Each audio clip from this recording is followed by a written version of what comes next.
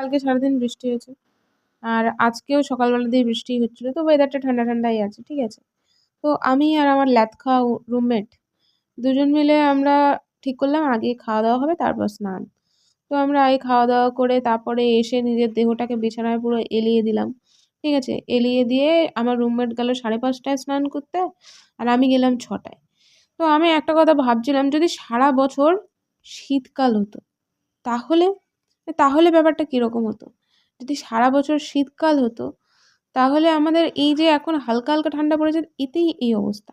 তাহলে সারা বছর যদি শীতকাল হতো তখন ব্যাপারটা এরকম হতো যে মানে ম্যাক্সিমাম দিন হয়তো আমরা জলটাকে বাঁচিয়ে দিতাম। মানে পরিবেশ সম্পর্কে তো সচেতন আমরা। এই যে মিষ্টি জল চারিদিকে অপচয় করতে বারণ করছে, বলছে যে চারিদিকে বারবার করে মিষ্টি জল মানে কম করে অপচয় করবেন বা কিছু এরকম। তো সেখানে আমরা কত মিষ্টি জল বাঁচাতাম, তাই না? তো পরিবেশের কত উপকার হতো মানে আরো কয়েকজন বেশি মানুষের কাছে জল পৌঁছাতো। এই যে মিষ্টি জলটা সেটা অনেক বেশি মানুষের কাছে পৌঁছাতো খাওয়ার জন্য।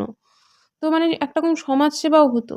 মানে আমারও জীবনে বহুত ইচ্ছা ছিল সমাজসেবা করার, সত্যি বলছি। আমি মন থেকে চাই সমাজসেবা করতে।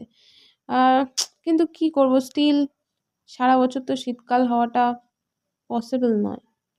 ওইজন্য সমাজসেবাটা করতে পারলাম না। আমি প্রকৃতি সম্পর্কে সচেতন। আমি প্রচণ্ডভাবে সচেতন। সচেতন হওয়া সত্ত্বেও না আমি সমাজসেবা করতে পারলাম, না আমি পরিবেশের কোনো উপকার করতে পারলাম। So sad.